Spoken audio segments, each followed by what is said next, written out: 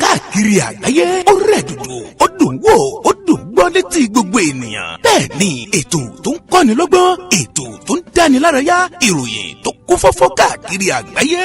ká polówó ọjà kájí ó bugbẹ́jẹ, ètò tó ń pè délé rọ, ètò tó ní ṣe pẹ̀lú àṣà, ìròyìn eré ìdárayá, ìròyìn àwọn gbajúmọ̀ òṣèré. bẹ́ẹ̀ ni live on air for advert, jingle, entertainment, breaking news, gossip and news, event promotion, church program, Muslim program and all of your events. ẹgbẹ́ gbogbo ẹ̀ wá kẹ́ ẹ wá polówó ẹ̀. lọ́gán ni gbogbo ayé yóò gbọ́. rédíò àti tẹlifíṣàn kan ló lè ṣe. ìbílẹ̀ rédíò and tẹlifíṣàn tiwantiwa tó kalẹ̀ sí United Kingdom, the classy of African community, online station best for the community, home and abroad. ìbílẹ̀ rédíò ni mò ń perí ẹ̀ fún gbogbo wa ní gbogbo ìgbàkúgbà tí òǹgbẹ́ bá ń gbẹ̀yìn láti gbádùn ètò tàbí tí ẹ bá fẹ́ polówó ọjà tàbí ohun tí ẹ ń ṣe, ẹ kàn sí wa ní ìbílẹ̀ rédíò and television tiwantiwa. ẹ lè wò wá kedere tàbí kí ẹ gbọ́ wa live on www.ibileradio.com tàbí lórí TuneIn Radio, lórí Twitter, Instagram àti Facebook. ẹ tẹ ìbílẹ̀ rédíò láti bá wa dòwò pọ̀ lórí ohunkóhun tí ọkàn yín bá ń fẹ́. ẹ pe àwọn nọ́mbà yìí 0790802594 tàbí 07795671385 tàbí 07424728743.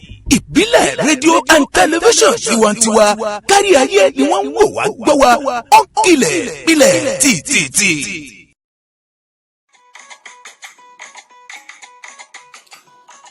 Authentic Entertainment Organization, Authentic Entertainment Organization, Authentic Entertainment Organization.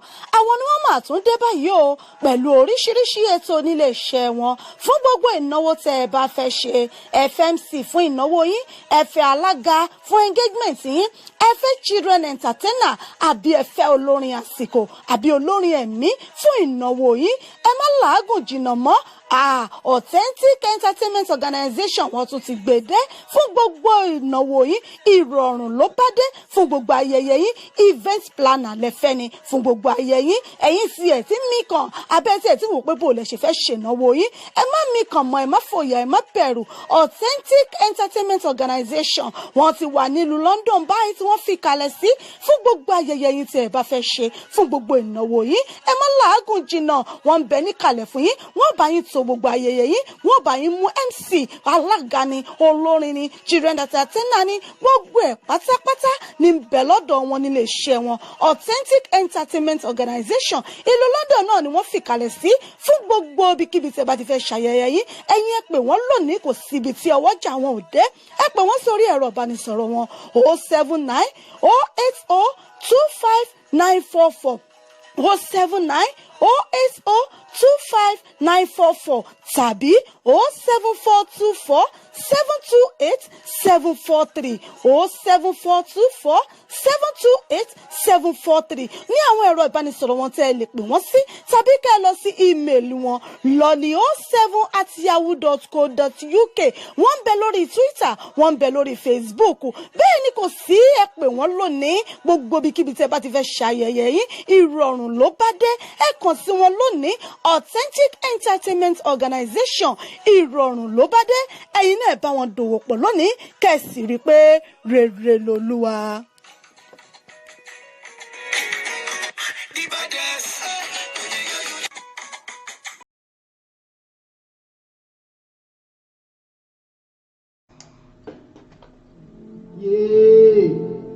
Bàbá gbàdúrà mi gòkè gbàdúrà.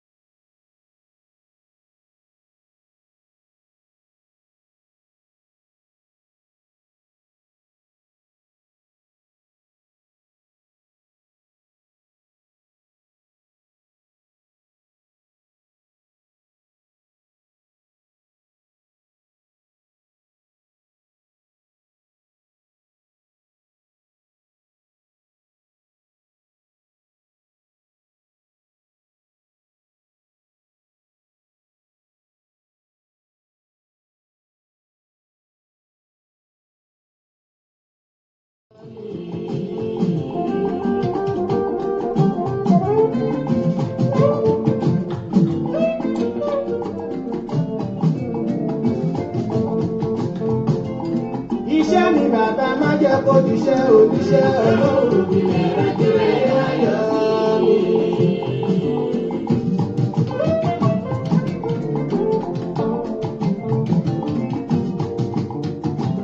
Bàbá mi má jẹ́ bójú ẹnu ẹ̀rọ pàdérù ìbílẹ̀ rẹ̀ ayọ̀ mi. Ojúmọ́ mi, ojúmọ́ ayọ̀.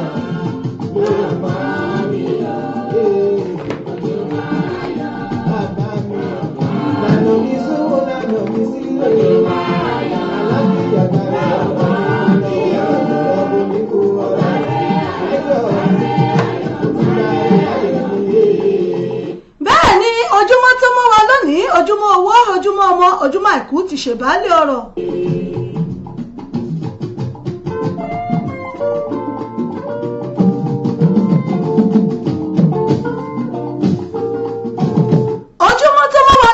Ojúmọ́ ire, ojúmọ́ owó, ojúmọ́ ọmọ, ojúmọ́ àìkú ti ṣèbálẹ̀ ọ̀rọ̀ níbikíbi tí ẹ ti ń gbọ́ mi, tí ẹ ti ń wò mí. Ojúmọ́ ayọ̀ tó mọ́ wa lónìí, ire owó, ire ọmọ àìkú bálẹ̀ ọ̀rọ̀ yóò wọlé wa wá.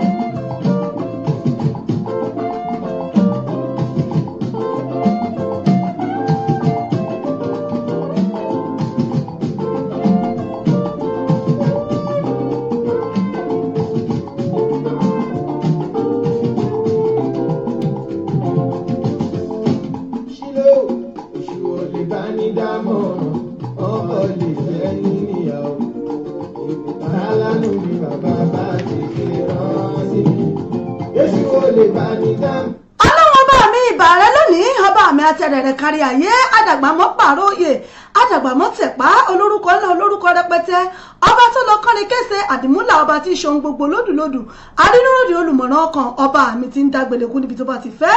Àrí ìwà àlá ni ọ́, ọlọ́run ọba mi ìbà rẹ lónìí, tótóbi ọlá, tótóbi aró rẹ o, ìbà f'Olódùmarè.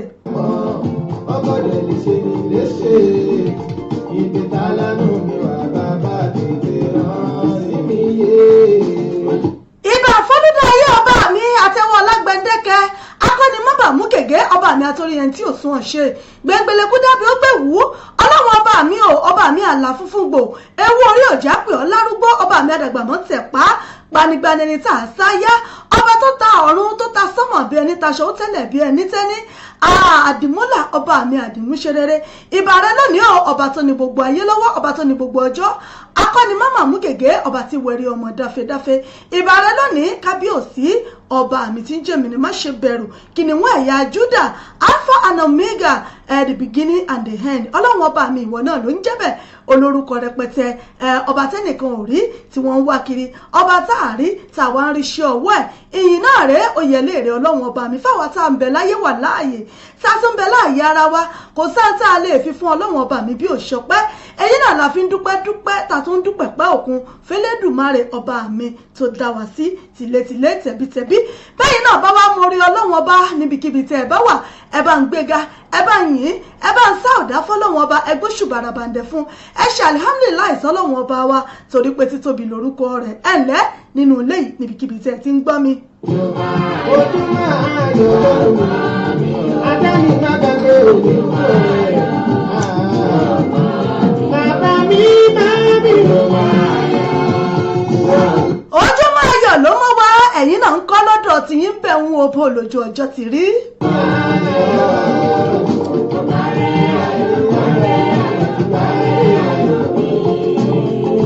ọpẹ́ náà lá máa dá lọ́wọ́ ọlọ́wọ́ ọba mi, ọba tó fún wa lórí ọ̀fẹ́, ọba tó fún wa lójú tá a fi ń rí, ó fún wa létí a fi ń gbọ́, ó fún wa lọ́wọ́ a fi ń ṣohun gbogbo, fún wa lẹ́sẹ̀ a fi ń rìnà, wá fún wa léèmí tá a fi ń mímí àyè síta. ọlọ́run ọba mi ìbà rẹ lónìí àdúpẹ́ o torí pa àtọ́pẹ́ dá, ẹ̀yin náà lọ́pẹ́ àti yín yẹ fún. ọlọ́run ọba mi kì í jàmàlà, kì í jẹ̀bà, kì í jẹ kọ́kọ́rẹ́, bẹ́ẹ̀ ni kì í jẹ ìrẹsì, kì í jaya má ṣe é, kì í tiẹ̀ jèdí ká ẹ̀kọ́ gan wà lábẹ́ yẹn gbé fún kò lè jẹ́. ọpẹ́ náà ló ń jẹ ọlọ́run ọba mi torí pé ọpẹ́ ló ń jẹ rẹ̀. ọpẹ́ náà là mú wá lónìí o láti iléeṣẹ́ wa ìbílẹ̀ rédíò tẹlifíṣàn. níbẹ̀ náà láti ń dúpẹ́ tàti ń dúpẹ́ pẹ́ òkun fọlọ́run ọba mi tó dá wa sí láti jẹ́jọ́ rèé tà ti dágbére fúnra wa lórí ètò. àmọ́ tún padà wá lónìí pẹ̀lú ọlá, pẹ̀lú ìyìn, pẹ̀lú ògo, pẹ̀lú orí ọ̀fẹ́ àti ọlá ńlá ọlọ́run ọba. kí ló wá ṣe wá tà ní dúpẹ́? èyí náà la fi ń dúpẹ́ lọ́wọ́ ọlọ́run ọba lórí gbogbo àwọn olólùfẹ́ wa, gbogbo ẹ̀yin tẹ̀ ń gbọ́ wa nínú ilé lóko lódò, àti gbogbo àwọn òṣìṣẹ́ wa pátá ní igun mẹ́rẹ̀ẹ̀rin àgbálá ayé. àwa ń dúpẹ́ o, à ń tọpẹ́dá lọ́wọ́ ọlọ́run ọba.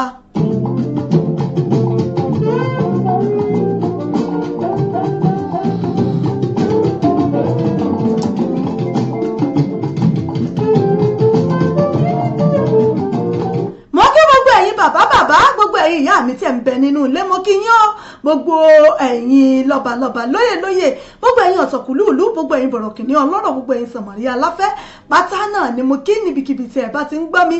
mo kí gbogbo ẹ̀yin pásítọ̀, gbogbo ẹ̀yin wòlíì, ẹ̀fà, ìmáàmù, sheik, gbogbo ẹ̀yin ìránṣẹ́ ọlọ́run, ẹ̀yin ajígbọ́tọ̀ ọlọ́run, mo kí gbogbo yín o. ẹ̀yin tẹ̀ ń ṣe pé kò lè dáa, ẹ̀yin tẹ́ pé kò lè dáa náà lẹ́yìn ń bá káàkiri. àkìyín pé ẹ̀kú sátidé òní, ẹ̀kú bójú ọjọ́ ti rí. akí gbogbo ẹ̀yin oníṣẹ̀ṣe nílẹ̀ Yorùbá torí pé ìṣẹ̀ṣe lágbà.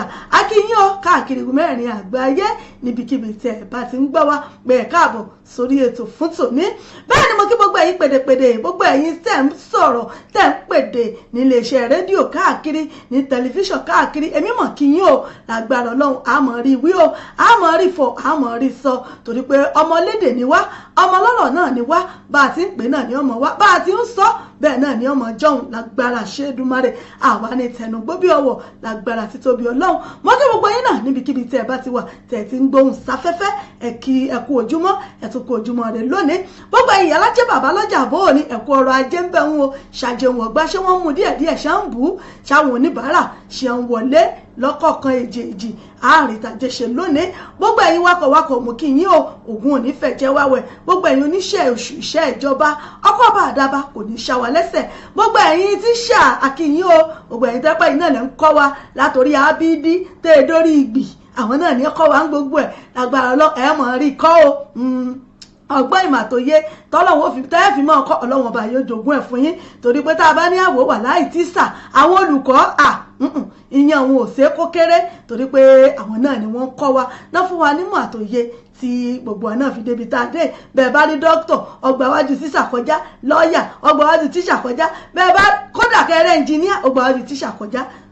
àkí àwọn olùkọ́, àwọn tíṣà wa náà pé wọn kò ṣe takuntakun tí wọ́n ń ṣe. gbogbo ẹ̀yin dókítọ̀ àkíyín lẹ́nu iṣẹ́ ń bẹ̀ wò, ẹ̀yin lọ́ọ̀yà agbẹjọ́rò wọn á lọ́wọ́ nídìí ẹrógun ẹjọ́ kì í sọ̀rọ̀ lọ́ọ̀yà ó bẹ́ẹ̀ bá ṣe irú rẹ̀ níwájú rẹ̀ wọ́n láì yá ọmọ finú ṣépè ní.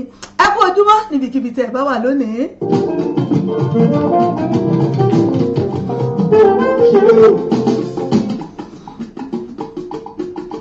má tẹ̀síwájú lọ́nà rẹ̀ láwọn áńgẹ́lì rẹ̀.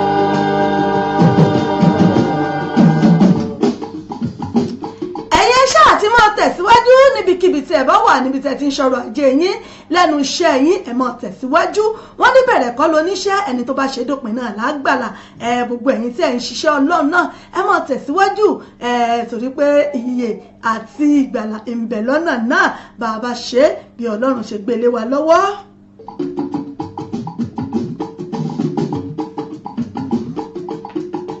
má tẹ̀síwájú lọ́nà rẹ̀.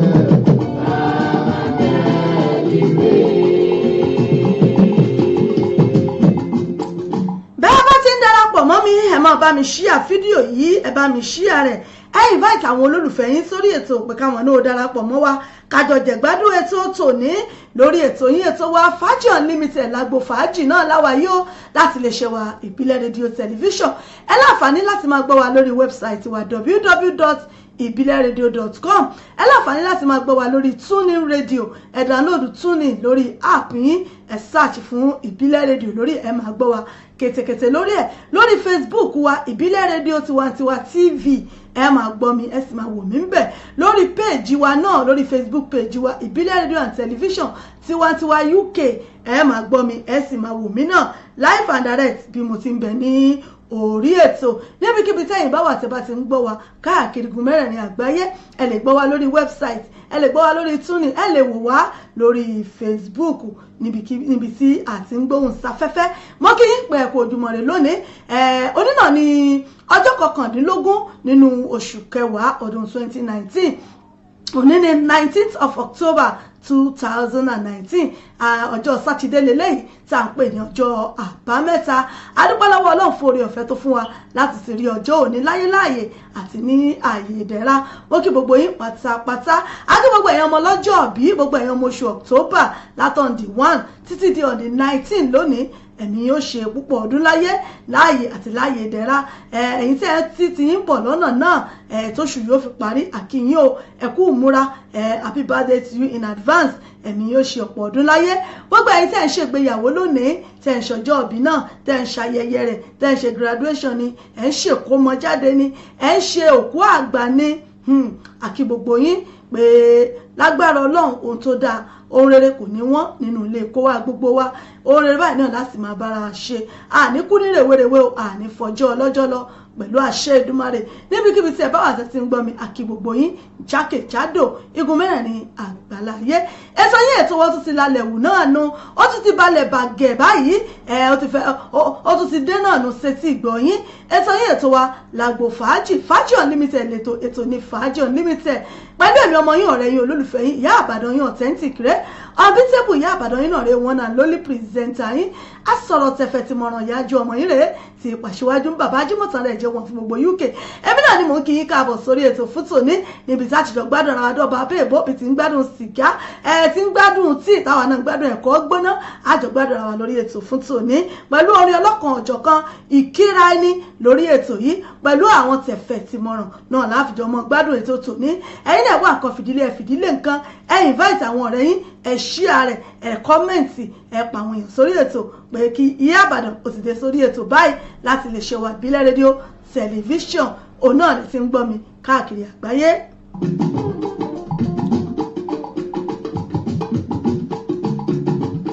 Oṣù yìí lè ti lẹ́ẹ̀dọ́gbọ̀n, ẹ̀rọ àgbàlá.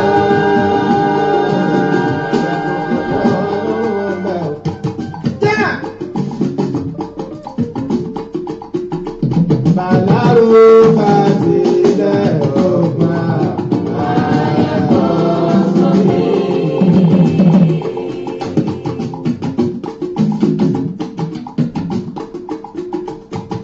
Ọba tó ta sọ́nà méje ilẹ̀ méje.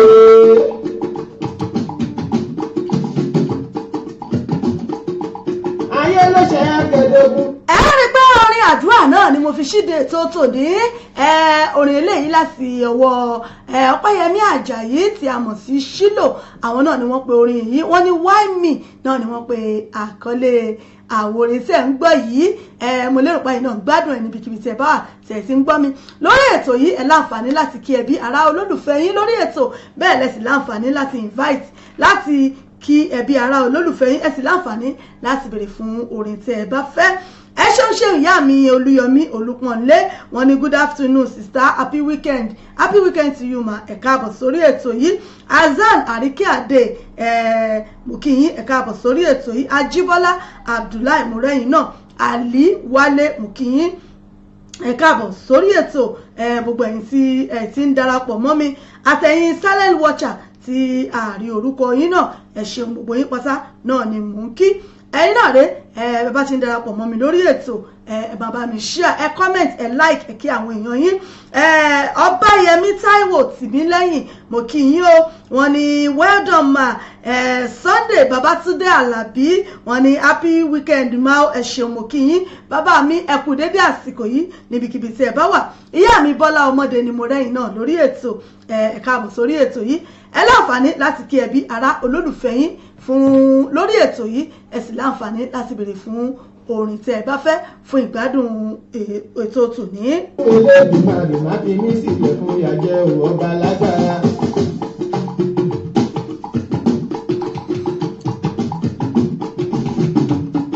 Ọba onímájẹ̀mú òdodo ọba tó gbogbo lọ́wọ́, ṣàánú mi Olódùmarè ọba lágbára.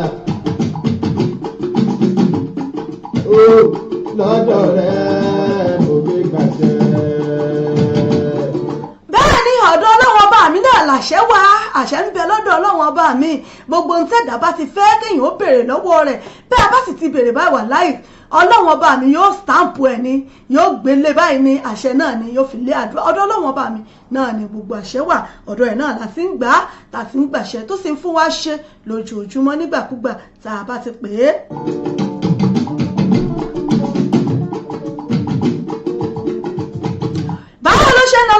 Báwo ni wíkẹ̀ndì tí yín, báwo lẹ̀yin ṣe ń ròlù ẹ̀já mi sí lórí ètò? Níbo lètò yín, níbo ló kà yín mọ́, bó lọ́wọ́ yé ètò yìí, níbo ló ti ń dọ́dọ̀ yín bẹ̀rùn, ibo lẹ̀yin wà, ẹ̀ ń bẹ nínú ilé ni, ẹ̀ ń bẹ nírìn àjò ni, àbẹ́ ń bẹ lóde àríyá. Ẹ jẹ́ ká rí gbọ́ bó ṣe lọ lọ́dọ̀ yín náà, báwo lẹ̀yin ṣe ń ròlù wíkẹ̀ndì yín, ẹ̀já mi sí lórí ètò. Kí ló ìdè mo fẹ́ gbàṣẹ orin, ṣé bẹ́ẹ̀ ilẹ̀ làṣẹ máa lójú tèmi o.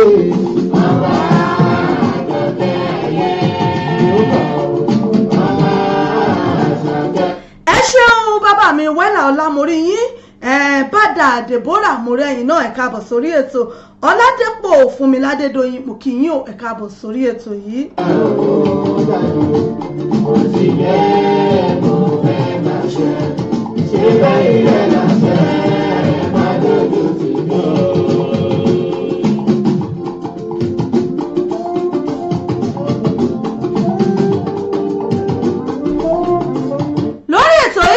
Láti máa ń kíra wa kú òpin ọ̀sẹ̀, tàti máa ń kíra wa pé báwo ni wíkẹ̀ndì ti yín, báwo ni òpin ọ̀sẹ̀ lọ́dọ̀ sí ń bẹ̀rùn, kí ló ń lọ lágbègbè yín, sì ẹ̀fẹ́ ká yóò gbọ́, ẹ lè fàtẹ̀jíṣẹ́ ránṣẹ́ sí wa, àká àgbèsáfẹ́fẹ́ bó ló ṣe ń lọ lágbègbè yín, bó ló ṣe ń lọ lọ́dọ̀ tí ń bẹ̀rùn, ẹ̀já wa sí àná ń bẹ́ síta káwọn èèyàn wa náà rẹ̀ tí wọ́n rí gbọ́ tí wọ́n sì mọ̀ bó ṣe ń lọ.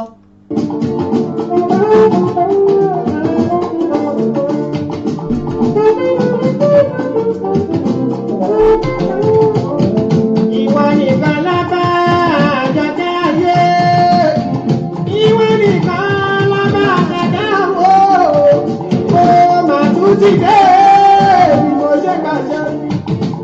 Ebe ilẹ̀ láṣẹ ẹsẹ̀ má dojú tì mí o, bàbá mi ọba.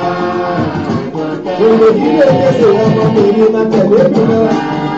Kánikẹ́ni ọlọ́run àjà ìṣòro mi.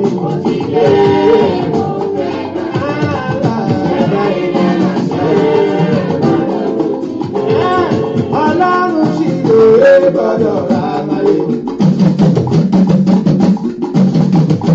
Àlùjọ yìí bọ̀ ni ṣó ń kàn yín lára gbọ̀ngbọ̀ngbọ̀n, ṣó ń dọ́dọ̀ yín bẹ̀rù bí bá ń dọ́dọ̀ yín, ẹ dákun ẹ jẹ́ n rọ́wọ́ yín, ẹ jẹ́ ìrìnjọ yín o, ẹgbẹ́ bọ́dì ẹgbẹ́ sóòlù yín, ẹ má fi para.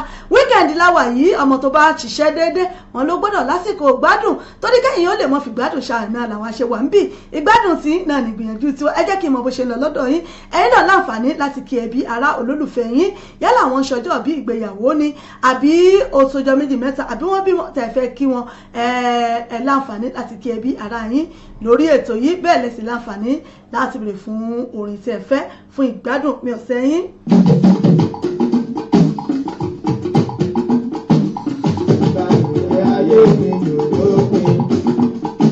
Ọlọ́run sì lòye gbọ́dọ̀ ra máyé o, ẹkún ó ṣe ayé mi yòókùn lọ.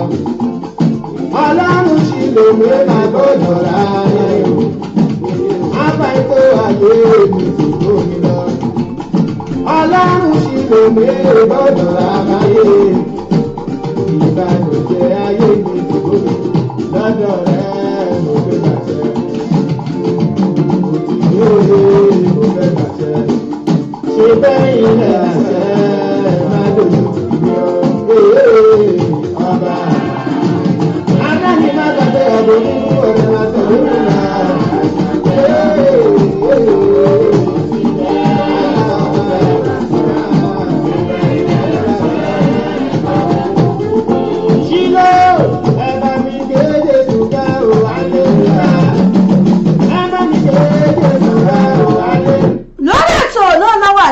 àti iléeṣẹ́ wa àyájọ́ ọjọ́ Wednesday tó kọjá náà ni wọ́n pè ní àyájọ́ oúnjẹ ní àgbáyé ni wọ́n pè ní World Food Day ní ọjọ́ Wednesday tó kọjá àyájọ́ tí a máa ń ṣe àjọyọ̀ oúnjẹ ní orílẹ̀-èdè wa Nàìjíríà ìyẹn ní ọjọ́ Wednesday tó kọjá yìí a pariwo wípé oúnjẹ wọn kò sóúnjẹ ní Nàìjíríà ẹ bá rí bẹ́ẹ̀ bá wọn á ní bẹ́ẹ̀ bá mú 10,000 dé kínní báyìí kò tó nǹkan ra kò tó ra nǹkan kan àmọ́ tá a bá ní ká bojú inú wò ó nígbà tá a wà ní kéékèèké àwọn oúnjẹ kọ̀ọ̀kan wà tá à ń jẹ nígbà náà tó jẹ́ wípé àjẹyó àjẹfẹ̀yà tó jẹ́ bẹ́ẹ̀ bá ti jẹ́ láàárọ̀ bẹ́ẹ̀ ó lè mọ jẹ nǹkan mímọ́ tí lè ṣú àmẹ́nubà náà lórí ètò yìí fún àyájọ́ ọjọ́ oúnjẹ ní orílẹ̀-èdè Nàìjíríà èyí tó lè kọjá ní ọjọ́ Wednesday tó kọjá yìí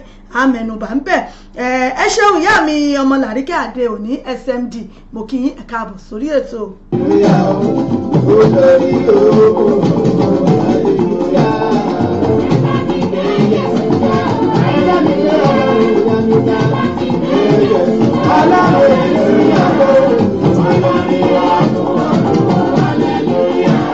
Ọlọ́run kan lágbé Jésù ká òní lọ́nà dájọ́ lákò gbé Jésù ká òwò kó wọlé o òwò lórí òwò ọ̀hún àyíká.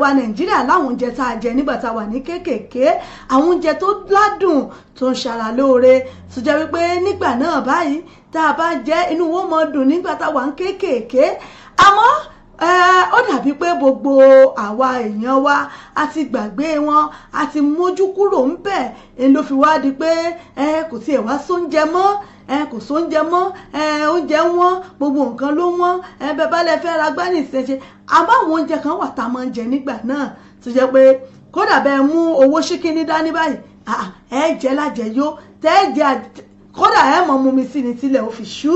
Lórí òkè Jésù dárò àlejò owó orí òkú ọ̀run àlejò ẹ̀fọ́ mi gbé Jésù dárò àlejò ẹ̀fọ́ mi gbé Jésù dárò àlejò ẹ̀fọ́ mi ọmọ ọ̀run àlejò. Olùrántí mi ọmọ ilé sọ mi máa gbé bàbá ká wọ́n ti jó lọ́rùn ní ìlú lọ́dọ̀ ó lórí òkú ọ̀run.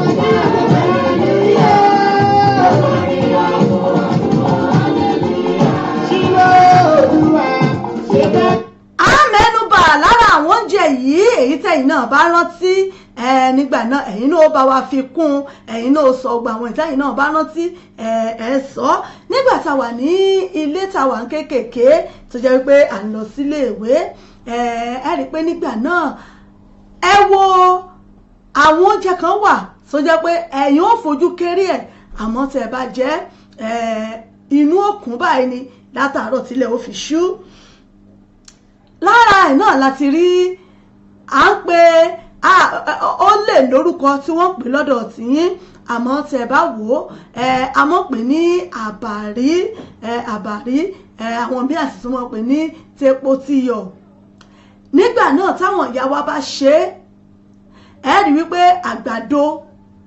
àgbàdo ni wọ́n bọ́ àgbàdo tí wọ́n fọ́ ni wọ́n wàá mú epo wọ́n ti ṣe tí ó ti rọ̀ wọ́n lè ti rẹ́ láti bóyá bí àtàná wọ́n ti rẹ́ tí ó ti rọ̀ wọ́n wàá mú ata àlùbọ́sà wọ́n fi sí i tó bá wá lọ tán wọ́n wàá pọ́n wọ́n fepo sí wọ́n fi gbogbo ẹ̀ sí wọ́n ṣe bí wọ́n pọ́n bí bàtẹ́yàn bá pọ́n mẹ́mẹ́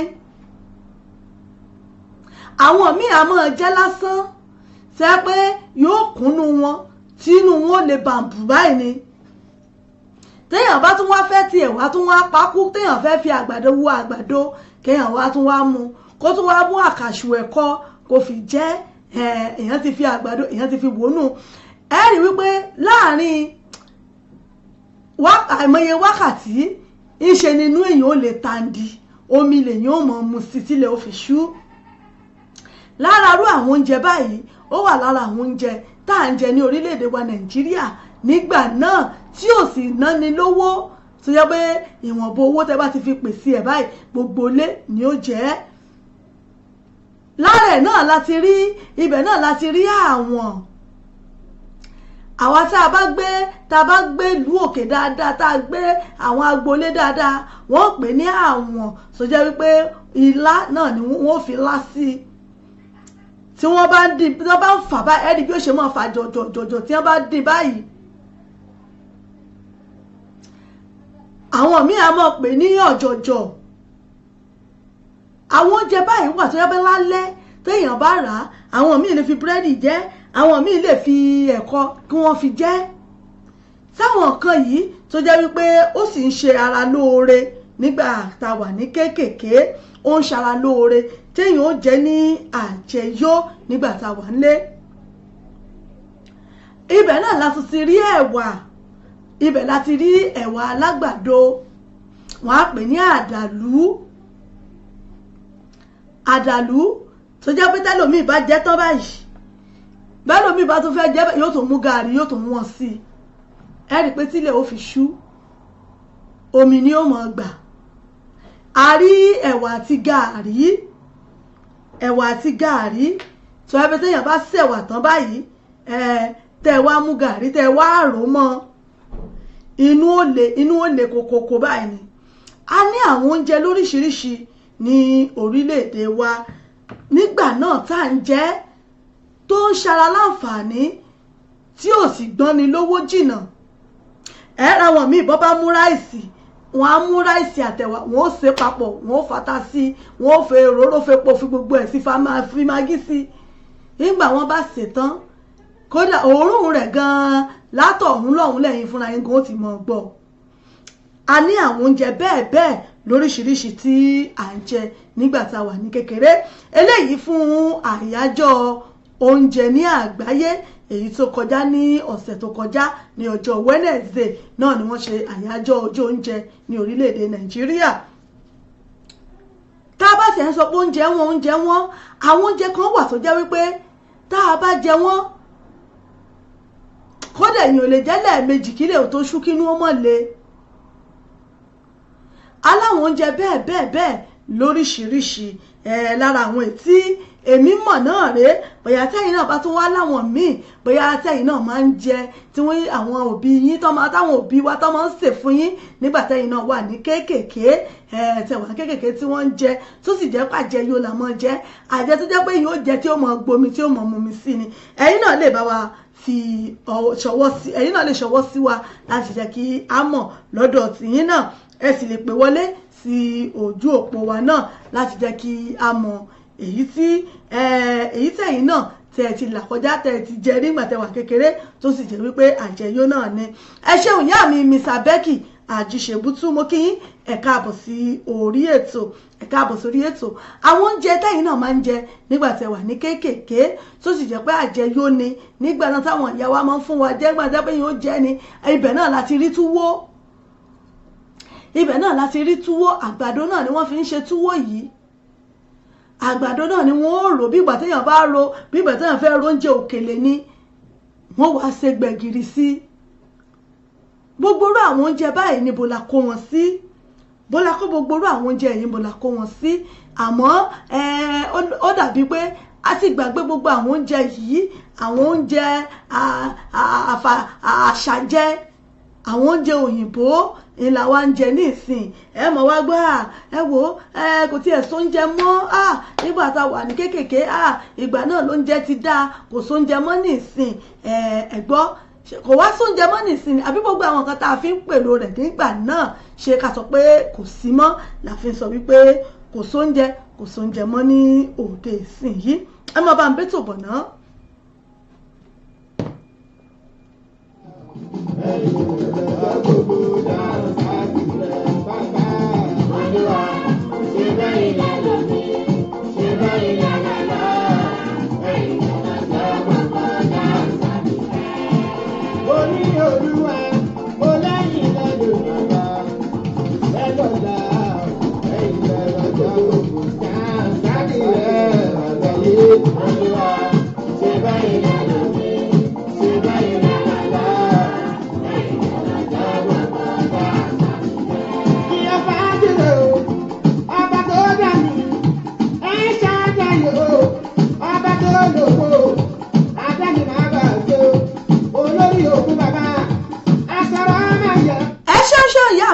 Becky Ajíṣebútú mo kí yín ẹ káàbọ̀ sórí ètò wọ́n ní ẹ̀kú ètò ẹ ṣeun mo kí yín ẹ káàbọ̀ ẹkú sátidé òní gbogbo lè ń kọ́.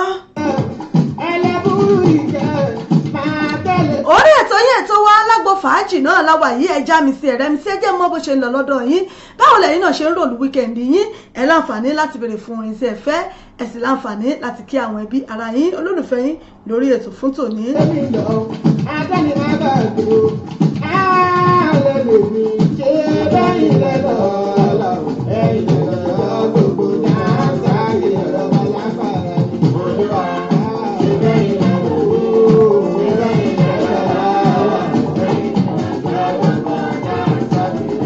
Gbogbo ilé jẹ́sẹ̀ ọmọbìnrin ìwọ ló lọ́jọ́ gbogbo.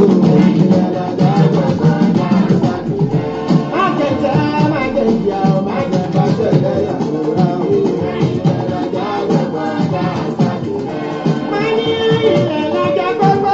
Àwọn oríṣiríṣi oúnjẹ báyìí náà la nígbà náà bẹ́ẹ̀ bá rí ẹlòmíà sí ẹ̀wà àti àgbàdo tó yẹ pé ìgbẹ́ bá jẹ́ tán báyìí ibi téèyàn bá wọ́ síbẹ̀ yóò lọ sùn síbẹ̀ ni àwọn oríṣiríṣi oúnjẹ náà ló wà nígbà náà àwọn oúnjẹ wo náà lẹ́yìn náà jẹ nígbà ìwé bóyá tí wọ́n máa ń sè fún yín nílé ńgbà náà nígbà tẹ́yìn náà wà kéékèèké tí bóyá tí wọn ò tí ì mẹ́nubà ẹ jẹ́ kí a rí gbọ́ látọ̀dọ̀ tìyín náà.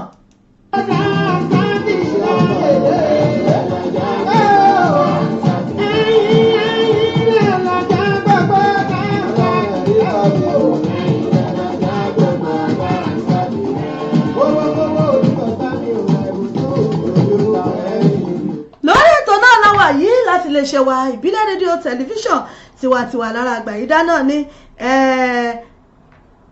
mo kí yín Olúwakẹ́mi Bọ́lájí mo kí yín ẹ káàbọ̀ sórí ètò ìyá mi Mr. Becky wọ́n ní pákí dey use agbo to do it ntẹ wí yẹn kò fi bẹ́ẹ̀ yé mi pákí dey use agbo to do it bóyá kẹsùn bá mi ṣàlàyé nǹkan tí ẹ fẹ́ ká mọ̀ nípa nǹkan tí ẹ sọ yìí ẹ ṣeun ìyá mi Mr. Becky ẹ ṣe bóyá kẹsùn bá ṣàlàyé ẹ dáadáa ká lè mọ ohun tí ẹ fẹ́ sọ fún wa.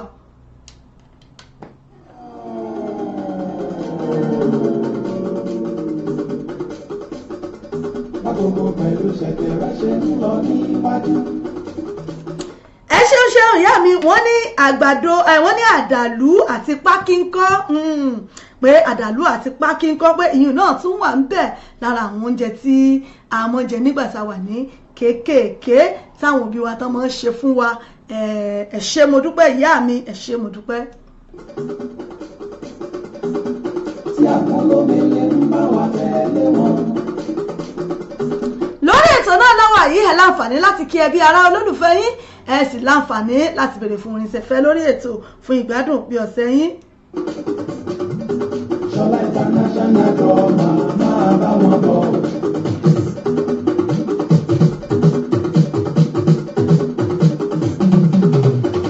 ẹ̀yin onígìtá o ẹ máa tẹ̀lé wọn bọ̀.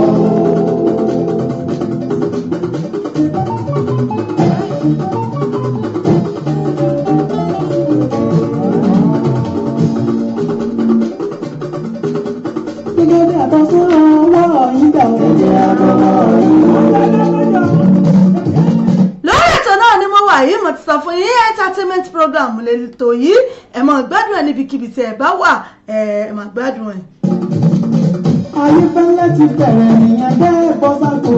Ayéfẹ́lẹ́. bẹ́ẹ̀ ni a ti bẹ̀rẹ̀ nu a ti wà lórí ètò ẹ bá ń já wọn sí ẹ bá ń rẹ́ wọn sí àwọn tí ẹ̀jẹ̀ wọn gborí wọlé ẹ share rẹ̀ ẹ like ẹ comment ẹ invite àwọn olólùfẹ́ yín bẹ́ẹ̀ bá wojú aago yín báyìí aago 3 náà ló kù ṣẹ́jú 10 láti lè ṣe wa aago 3 ló kù ṣẹ́jú 10. Ayéfẹ́lẹ́ ti bẹ̀rẹ̀ nìyẹn bá ṣe máa ń ṣe. Àwa tún ti dé o bẹ̀rẹ̀ tẹ́wọ̀ gbàjọ bóyá. Èrè àsìkò àwọn tó nígbà ìlú wa tó ní àsìkò àwọn tó jẹ́ tiwa.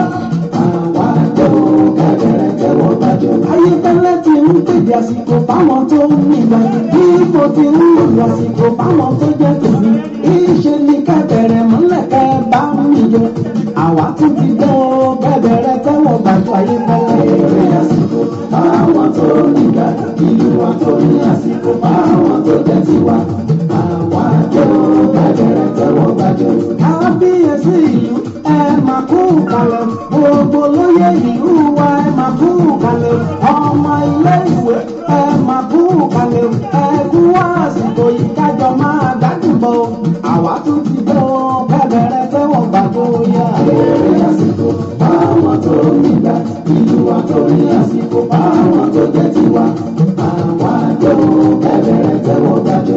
Ẹ̀yin ará ìlú ẹ máa kú. bẹ́ẹ̀ ni níbikíbi tí ẹ bá wà ẹ̀bọ̀n gbàjọ́ ẹ jẹ́ ká jọ ẹ jẹ́ ká yọ̀ ẹ jẹ́ kí inú wa ó máa dùn ẹ má jẹ́ ká ronú ọ́ torí pé ìrònú ò dáa lára ní tí ìrònú ń fà ó kọjá kèrémí ìrònú bí ìrònú bá ti pọ̀ lápọ̀jù a máa fa ẹ̀jẹ̀ ríru a máa jẹ́ kí ìfúnpá èèyàn ó ga kódà àwọn ọ̀dẹ́mi èèyàn légbodò ẹ jẹ́ ká. Ọmọdé àgbàlagbà ẹ máa kú kalẹ̀. Takọtabo ìlú ẹ máa kú kalẹ̀. Tonílé gbàlejò ìlú ẹ máa kú kalẹ̀. Ayéfẹ́lẹ́ ti dé o bẹ́ẹ̀ di bẹ́ẹ̀ wọ gbàjọ oyè. Èrè àsìkò àwọn tó nígbà ìlú wa tó ní àsìkò àwọn tó jẹ́ tiwa. Àwa tó bẹ̀rẹ̀ tẹ́wọ̀ gbàjọ. Mo gbọ́ wípé ẹni bíbú wọ́n ní wọ́n pé many people many many many people many many many people many many many people many many many people many many many many people many many many people many many many people many many many people say.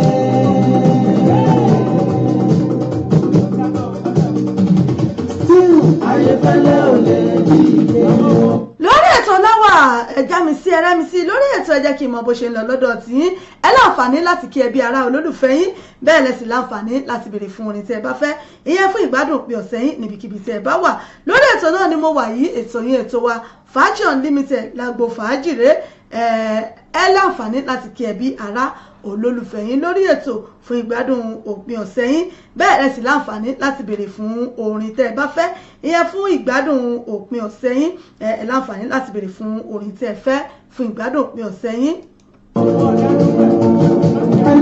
Many people ló sọ wípé I see many people ẹ ṣeun ìyá mi Miss Abeki wọ́n ní pákí wọ́n ní they use àgbàdo wọ́n ní pákí they use àgbàdo oríṣiríṣi òun náà ní àwọn oúnjẹ tí ó wà tá a máa ń jẹ yẹn gẹ́gẹ́ bí àyájọ́ oúnjẹ èyí tó wáyé ní ọ̀sẹ̀ tó kọjá ní ọjọ́ Wednesday tó kọjá torí ìdí èyí náà la ṣe ń sọ nípa àwọn oúnjẹ pẹ̀lú bá ṣe ń sọ wípé kò sóúnjẹ á ní oúnjẹ wọn o kò sí ẹ̀sóúnjẹ àti ẹ̀mọ́ tá a lè jẹ àmọ́ àwọn oúnjẹ kan wà tó jẹ́ wípé àwọn oúnjẹ tá a jẹ nígbà tá a wà kéékèèké tí a fi dàgbà ẹ ṣeun ìyá mi Abímbọ́lá JP mo rí yín ẹ káàbọ̀ sórí ètò mo rí yín bẹ́ẹ̀ lára ẹ̀ níbẹ̀ náà láti rí èkuru àrí èkuru náà wà níbẹ̀ alékuru funfun a ní èkuru èyí tó jẹ́ aró ni wọ́n máa ń pè é alẹ́ tó jẹ́ èkuru funfun àti èkuru aró bẹ́ẹ̀yàn bá jẹ eléyìí náà kódà kéèyàn ó fi jẹ̀kọ àbí kéèyàn ó jẹ lásán tàǹdì báyìí náà ni inú èèyàn ó le àwọn oúnjẹ pọ̀ lóríṣiríṣi tí à ń jẹ ibẹ̀ náà láti rí àsáró náà wà ń bẹ̀ lára àwọn oúnjẹ tí à ń jẹ nígbà tá a wà ní kéékèèké bẹ́ẹ̀ la rí iṣu àtẹ̀wà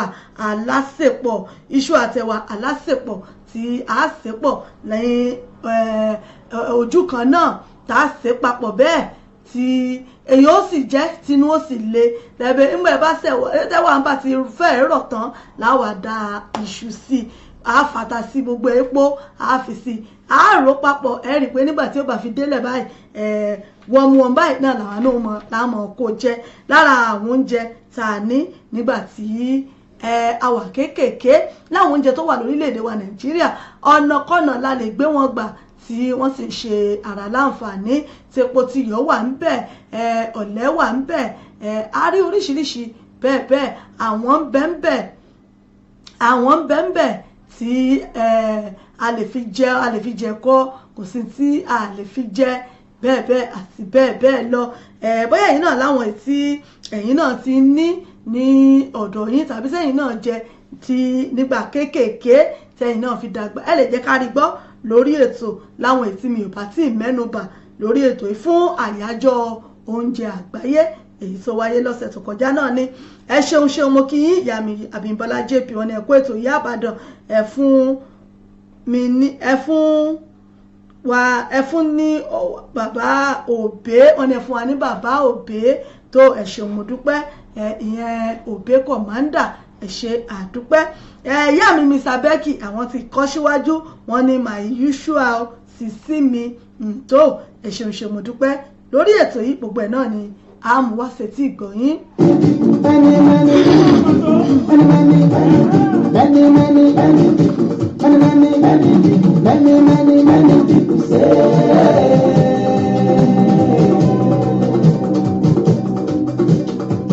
Síbẹ̀ ayọ̀kálẹ̀ ò lè rí ìbéèrè o.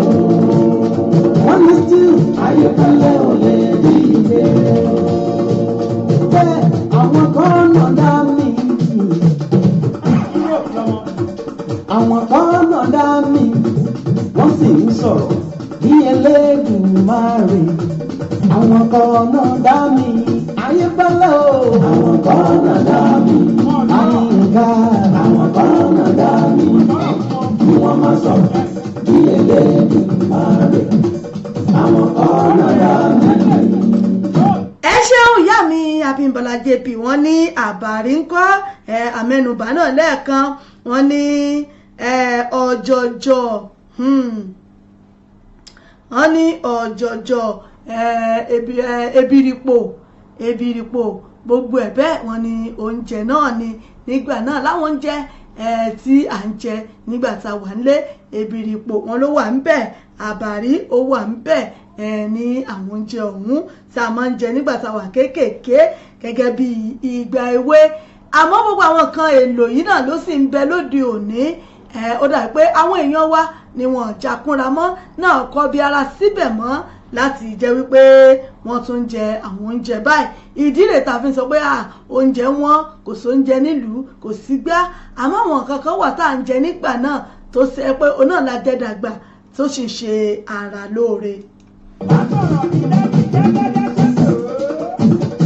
Bẹ́ẹ̀ ni tèmi àṣìjọ máa bá wọn rìn padà ní tèmi àṣìjọ máa bá wọn rìn padà.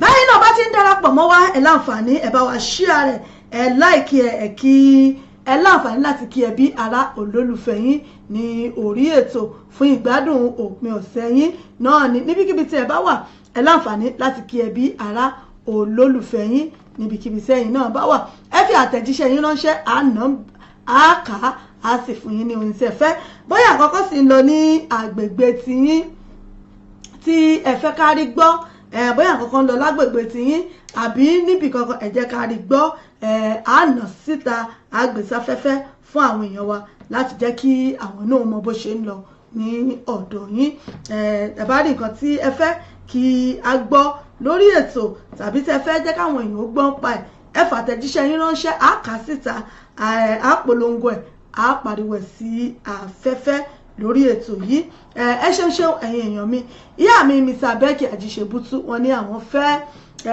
Súlé Àlàó Màláíkà wọn láwọn fẹ́ Súlé Àlàó Màláíkà fún ìgbádùn òpin ọ̀sẹ̀ wọn níbikíbi tí ẹ bá wà. Ẹ fìdílé nǹkan kí a jọ gbádùn rẹ̀ ná, mò ń bọ̀ ká jọ gbádùn ẹ̀ lórí ètò. Ẹ ṣeun ṣeun.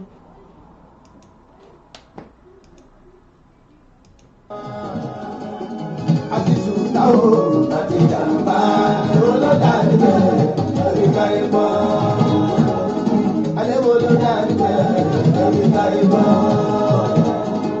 Ilé ayé òde tó yẹ ọ̀rẹ́ mi. Ilé ayé òde tó yẹ ọ̀rẹ́ mi. Kò pọ́ sí kò jẹ́wọ́ nìkan ṣoṣo. Àní kò pọ́ sí kò jẹ́wọ́ nìkan ṣoṣo. Ẹnìkan bá lè ní owó ẹlòmíràn lọ́la. Ẹnìkan bá lè ní ẹlòmíràn àsìkò lọ́la. Tọ́ǹbà iná ojú. Ẹ ṣeun ṣeun ìyá mi Àbímbọ́lá JP wọ́n ní àkàrà ìkòkò yìí pé tí a bá di tán àátúndà sínú epo wọ́n ní ó lè pẹ́ kó lo ọjọ́ mẹ́ta. Ẹ ṣeun àgbà òní tán lórílẹ̀. Wọ́n ní àkàrà ìkòkò sẹ́yìn náà rí pé iyún náà tún wà lára àwọn oúnjẹ tí a ní lórílẹ̀‐èdè wa. Ẹ ṣé àdúpẹ́.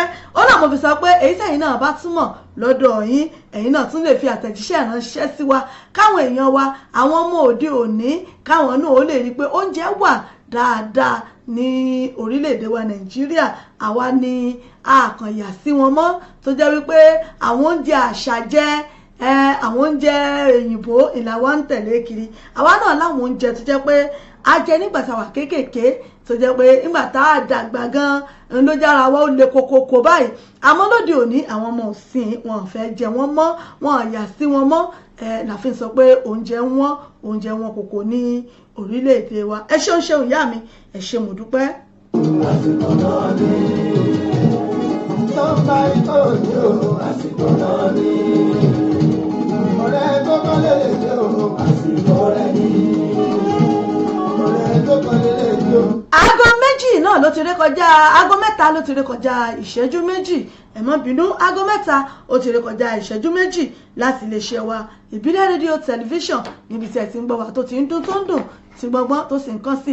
Ẹ jẹ́ kí n sáré dé ẹ̀ka àpolówó ọjà lókè lọ́nà tí n bá wá padà dé a máa tẹ̀síwájú lórí ètò padà. Mò ń bọ̀ ná, ẹ jẹ́ n sáré dókè lọ́hùn, mò ń bọ̀. Authentic Entertainment Organization. Authentic Entertainment Organization. Authentic Entertainment Organization àwọn ni wọ́n máa tún dé báyìí o pẹ̀lú oríṣiríṣi ètò nílé iṣẹ́ wọn fún gbogbo ìnáwó tẹ́ ẹ bá fẹ́ ṣe. Ẹ fẹ́ MC fún ìnáwó yín, ẹ fẹ́ alága fún engagement yín, ẹ fẹ́ children entertainer àbí ẹ fẹ́ olórin àsìkò àbí olórin ẹ̀mí fún ìnáwó yín. Ẹ má làágùn jìnnà mọ́. Authentic Entertainment Organization wọ́n tún ti gbèdé fún gbogbo ìnáwó yín. Ìrọ̀rùn ló bá dé fún gbogbo ayẹyẹ yín. Event planner lẹ́fẹ́ ni fún gbogbo ayẹyẹ yín. Ẹ̀yin sì ẹ̀ tí mí kan abẹ́ tí ẹ̀ tí wò pé bò lẹ̀ ṣe fẹ́ ṣènáwó yín. Ẹ má mí kàn mọ́, ẹ má fòyà, ẹ má bẹ̀rù. Authentic Entertainment Organization wọ́n ti wà nílùú London báyìí tí wọ́n fi kalẹ̀ sí fún gbogbo ayẹyẹ yín tí ẹ bá fẹ́ ṣe fún gbogbo ìnáwó yín. Ẹ má làágùn jìnnà, wọ́n ń bẹ níkàlẹ̀ fún yín. Wọ́n bá yín tó gbogbo ayẹyẹ yín, wọ́n bá yín mú MC, alága ni, olórin ni, children entertainer ni, gbogbo ẹ̀ pátápátá ní bẹ̀ lọ́dọ̀ wọn nílé iṣẹ́ wọn. Authentic Entertainment Organization ìlú London náà ni wọ́n fìkàlẹ̀ sí fún gbogbo ibikíbi tí ẹ bá ti fẹ́ ṣayẹyẹ yín. Ẹ̀yin ẹ pè wọ́n lónìí, kò síbi tí ọwọ́jà wọn ò dé. Ẹ pè wọ́n sórí ẹ̀rọ ìbánisọ̀rọ̀ wọn 079 080 25944 079 080 25944 tàbí 07424 728 743 07424 728 743 ní àwọn ẹ̀rọ ìbánisọ̀rọ̀ wọn tẹ́ ẹ lè pè wọ́n sí tàbí kẹ́ ẹ lọ sí ímeèlì wọn lolly07@yahoo.co.uk. wọ́n ń bẹ lórí Twitter, wọ́n ń bẹ lórí Facebook. Bẹ́ẹ̀ ni kò sí, ẹ pè wọ́n lónìí gbogbo ibikíbi tẹ́ bá ti fẹ́ ṣayẹyẹ yín. Ìrọ̀rùn ló bá dé, ẹ kàn sí wọn lónìí. Authentic Entertainment Organization ìrọ̀rùn ló bá dé. Ẹ̀yin náà bá wọn dòwò pọ̀ lónìí kẹ́sì rí i pé rere lolúwa.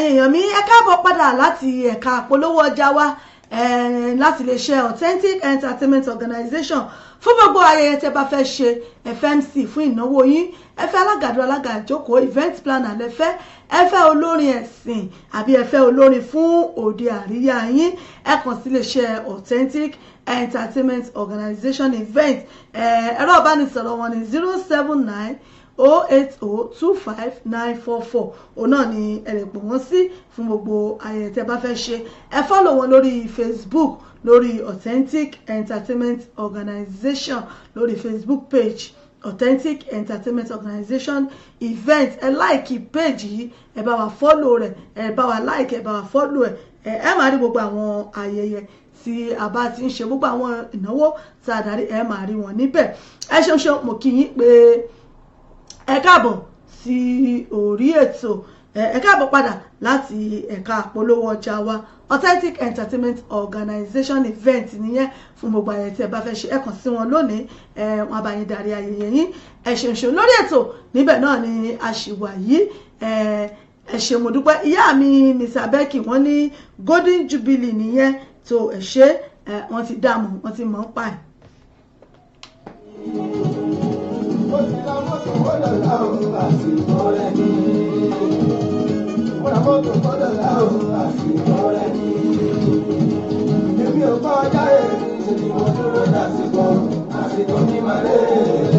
Bẹ́ẹ̀ni àsìkò tèmi rèé ẹjẹ́ lò ẹjẹ́ ń lò gbá tèmi o torí gbà báyìí náà ló nígbà ń lò Súlẹ̀ Àlàó Màláíkà náà lélẹ́yìí tí wọ́n pe àkórí wọn ní Golden Jubilee òun náà lẹ́ ń gbọ́ yìí fún ìgbádùn òpin ọ̀sẹ̀ ìyá mi Mr. Becky Àjíṣebútú.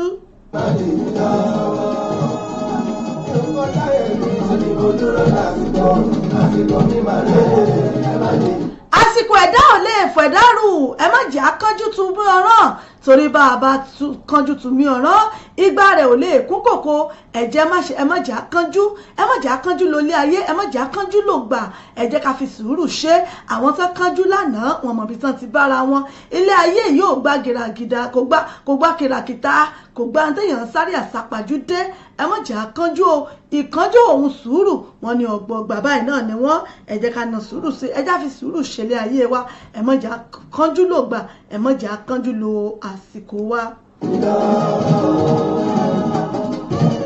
Ọlọ́run máa ti àbọ̀dá sọ̀rẹ́ Ọlọ́run máa ti àbọ̀dá sọ̀rẹ́ ṣùgbọ́n táwọn bá wọn. Àmì ọ àmì àṣẹ àmì ẹ̀ pọ̀ Ọlọ́run ọba mi ò ní já fọ̀tá ṣọ̀rẹ́ kò ní já fọ̀rẹ́ ṣọ̀tá lágbára Ọlọ́run.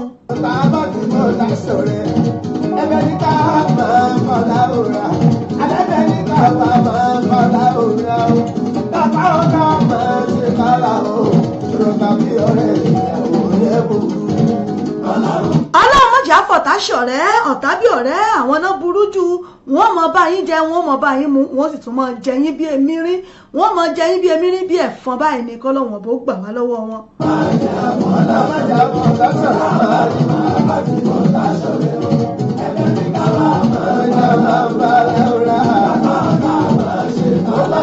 bẹ́ẹ̀yàn bá ti fi ẹni tí ń bá rìn tó jẹ́ pọ́tà rẹ̀ ní ẹ rí wípé ìfàsẹ́yìn náà ni ó mọ̀ débó ní tòun torí gbogbo ibi tó bá ti rí jẹ́ kó rí ayọ̀ gbà báyìí òun náà ni ó mọ̀ jẹ́ lẹ́sẹ̀ ńbẹ̀ òun ó sì mọ ọ̀rọ̀ rẹ̀ ẹ̀hún ni a máa ní ọ̀rẹ́ mi ọmọ ṣe mọ̀ pé kọ́ńtíráàtì yẹn wọ́n náà máa fún mi lọ́la ajọ́ máa débẹ̀ ni o àní kò sí wàhálà òun náà ni ó ti níbo ló sì ti fẹ́ gba kọ́ńtíráàtì yẹn náà bọ́ bá ti mọ̀ díẹ̀ báyìí ó ní lọ pọ̀ wọ́n bẹ́ẹ̀ bọ́ bá ti gba kọ́ńtíráàtì lọ́wọ́ yín máa ń náwó jẹ ni kò ní í ṣe o inú tí ó sì máa dùn pé òun lọ́rẹ̀ẹ́.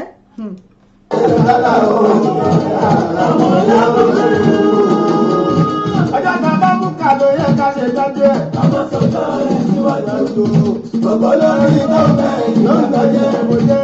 ẹ sọ fún wọn ó máa ṣe wọ́n ẹ̀jẹ̀ wọ́n. ẹ bá dẹ̀ sọ fún wọn kí wọ́n rọ̀ àtúbọ̀ àwọn ẹgbẹ́ kí àbọ̀ náà máa ń tó yàrá. òsì kọ́mpútíṣàn pẹ̀lú kádàrá ohun tá a bá ti mọ̀ ohun tẹ̀lé láti máa fi àpò. bẹ́ẹ̀ ni kò sí competition nínú kádàrá wọ́n ní akúnlẹ̀ ayẹ̀dá adélé ayé tán lójú ń kán wa nígbà adélé ayé àmọ́ tá a yànbọ́n kò sí competition bẹ́ẹ̀ pé mo gbọ́dọ̀ bá lágbájá ṣe competition ìṣẹ̀dá rẹ̀ kò ṣeé ṣe torí kálukú ló ti yan tiẹ̀ bá látọ̀run ní tí kálukú ó dà ń bẹ látẹ̀lẹ́wọ́ rẹ̀ kálukú ló ti yàn ẹ má jà sáré jù ẹ má jà sáré kádàrá ẹ̀já gbà fọlọ́run ní sinmi wọ́n ní ká gbà fọlọ́run ní sinmi ẹni tí ò bá ti gba kádàrá wàláì yọ gbà kodoro ní báyìí túláàsì. lórí ètò yín ètò wa fàájì unlimited lẹ́wà yìí lágbo fàájì lẹ́tọ̀ níbi tá a ti máa ń kìyìn tá a ti máa ń kíra wa lórí ètò fún tòní tá a ti máa ń kíra wa lórí ètò ẹ láǹfààní láti kí ẹbí ará olólùfẹ́ yín ẹ sì láǹfààní láti béèrè fún orin tí ẹ bá fẹ́ fún ìgbádùn òpin ọ̀sẹ̀ yín orin èyí tá à ń gbọ́ yìí látẹnu Súlẹ̀ Àlàó Màláíkà náà ni ìyẹn ìyá mi Mr. Becky náà ni wọ́n béèrè fún ìgbádùn òpin ọ̀sẹ̀ wọn.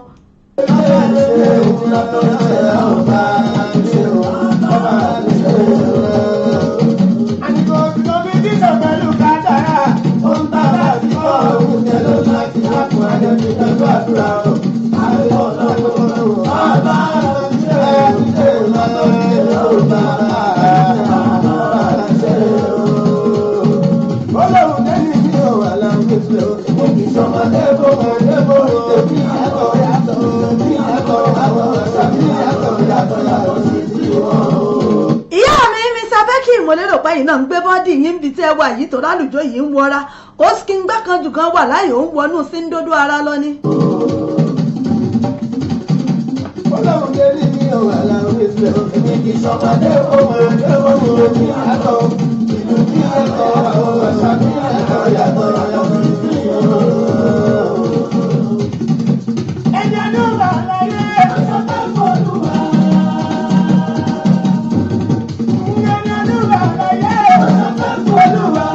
ẹni ọdún bá ti bá láyé kò mọ̀ dúpẹ́ fọlọ́wọ́n bá mo kí gbogbo wa pàkú palẹ̀ mọ́ kérésì ọdún tí ń súnmọ́ wa àwa náà ń súnmọ́ ọdún kérésì tí ń wọlé bọ̀ wẹ́rẹ́wẹ́rẹ́ báyìí kọ́lọ́wọ́n bá mi kójú bá wa láyé láàyè àti ní ààyè ìdẹ̀ra nínú ọ̀làlá àti àlàáfíà ẹ̀yin èèyàn mi ẹ má gbàgbé gẹ́gẹ́ bá a ti ń polówó sí yín létí wípé Ayọ̀dèjì Souls and Crew wọ́n pé wọ́n fẹ́ ṣe live concert ìyẹn ní Sunday ọ̀la yìí on the 20th of October 2019 ọdún tá a wà yìí lọ́la òde yìí náà ló máa wáyé ó ti wọlé tó ti ń kanlẹ̀kùn gbọ̀ngbọ̀ngbọ̀n ẹ má jà gbàgbé gbogbo àwa ti Ìbàdàn connection àwa ti Ìbàdàn area ẹ jẹ́ ká gborí wọlé sí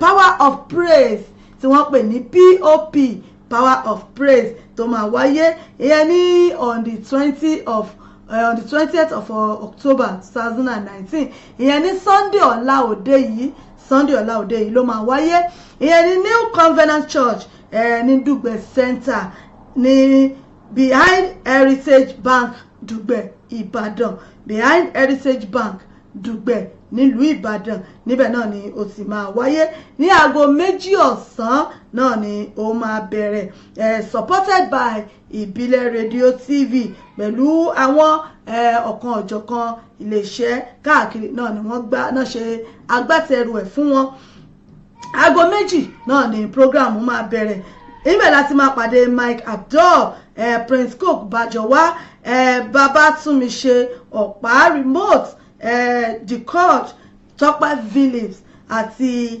Jùmọ̀kẹ́ Owólabí pẹ̀lú Yọ̀kún Praise gbogbo wọn pátá náà ni wọ́n máa fi orin gbé Ọlọ́run ga níbẹ̀ lọ́la òde yìí ẹ jẹ́ ká ṣe akátúyàyà káwa náà rèé kájọ wá gbé Ọlọ́run ga kájọ lọ fi gbogbo ara wa kájọ lọ fi gbé Ọlọ́run lárugẹ a máa retí yín ìyẹn ní ọ̀la òde yìí náà ni wọ́n retí wa níbẹ̀ agbára Ọlọ́run bákan náà CCC Bridge of God Parish wọ́n fi tìfẹ́tìfẹ́ pè wá síbi ìkórè wọn ìkórè ọdún kẹrin tó máa wáyé ní November 24th ní ọdún tá a wà yìí November 24th 2019 tá a wà yìí níbẹ̀ náà ni ó ti máa wáyé ìyẹn ní Witch Hunters Hall ní Hilderton níbẹ̀ náà ni ó ti máa wáyé lágbára Ọlọ́run ní November 24 ni ó máa wáyé gbogbo wa pátápátá náà ni à ń pè pé ká wá bá wọn gbé Ọlọ́run ọba ga fún ti àjọ̀dún ọdún kẹrin èyí tó máa wáyé láti ọwọ́ bàbá wa Prophet John náà ni wọ́n fi tìfẹ́tìfẹ́ pè gbogbo wa. Prophet John náà ni wọ́n fi tìfẹ́tìfẹ́ pè wá síbi ìkórè ọdún kẹrin tó máa wáyé ní November 24th 2019 ló máa wáyé. A tún máa jẹ́ kẹ́ ẹ mọ̀ bí ìpolówó ìkéde ẹ̀pọ̀ bá ṣe ń lọ sí lágbára ṣe Èdùmàrè. Lórí ètò náà láwà yìí ìyá mi Abímbọ́lá JP wọ́n ní àwọn fẹ́ Ebenezer Obey wọ́n ní kí n bá wọn gbé sí i fún ìgbádùn òpin ọ̀sẹ̀ tiwọn náà pé àwọn náà fẹ́ fi ṣe àkejì ara níbikíbi tí wọ́n bá wà fún ìgbádùn òpin ọ̀sẹ̀ wọn pé àwọn fẹ́ Chief Ebenezer Obey níbikíbi tí ẹ bá wà. Bàbá Ebenezer Obey àwọn náà wọ́n ti ń palẹ̀ mọ́ lọ́wọ́ báyìí láti wá kànlù sí wa níbàdí fún ti òpin ọ̀sẹ̀ yìí pàápàá fún ìyá mi Abímbọ́lá JP fún ti ìgbádùn wọn níbikíbi tí ẹ bá wà. Ẹ mọ́ gbàgbé láti darapọ̀ mọ́ wa lórí ètò yìí. Ẹ bá wa share rẹ̀, ẹ like, ẹ comment, ẹ invite àwọn olólùfẹ́ yín. Ẹ bá wa share rẹ̀, ẹ comment, ẹ like, ẹ invite àwọn olólùfẹ́ yín sí orí ètò káwọn náà rè kan bá wa jẹ gbádùn ètò yìí. Ẹ láǹfààní láti kí àwọn èèyàn yín, ẹ sì láǹfààní láti béèrè fún orin tí ẹ bá fẹ́ fún ìgbádùn òpin ọ̀sẹ̀ yín níbikíbi tí ẹ̀yin náà bá wà. Ẹ fi àtẹ̀jíṣẹ́ yín ránṣẹ́ àáká síta. Bóyá bẹ́yìn bá sì ní kankan bó ṣe ń lọ lọ́dọ̀ yín lágbègbè yín tí ẹ fẹ́ kárí gbọ́ lórí ètò ẹ kàn sí wa àbáyín gbé sáfẹ́fẹ́ táwọn èèyàn wa tí wọ́n sì gbọ́ nípa rẹ̀. Ebenezer Obey òun náà rèé fún ìyá mi Abímbọ́lá JP fún ìgbádùn òpin ọ̀sẹ̀ wọn.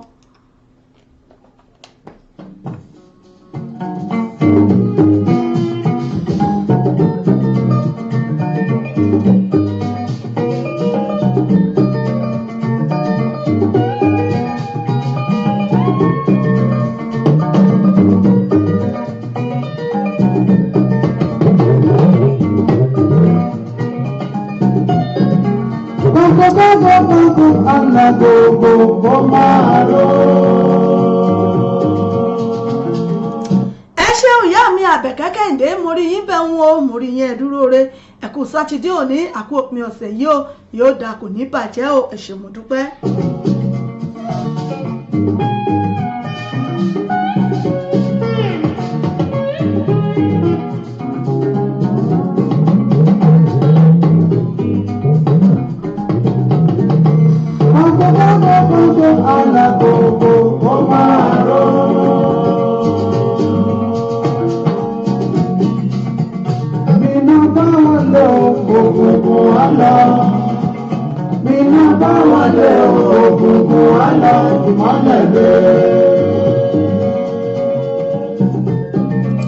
Lórí ètò wa náà láṣìwà yìí, ètò wa Lágbo Fàájì. Bẹ́ẹ̀ bá wojú aago yín, aago 3 náà ló ti ré kọjá ìṣẹ́jú 17, aago 3 ló ti ré kọjá ìṣẹ́jú 17. Ètò òun ń lọ díẹ̀díẹ̀ náà ló ń lọ bí kùnkùndùnú. Yúgbáyúgbà òun náà ni àkọlé àwo orin eléyìí, ìyẹn Chief Commander Ebenezer Obey fún ìyá mi Abímbọ́lá JP fún ìgbádùn òpin ọ̀sẹ̀ wọn.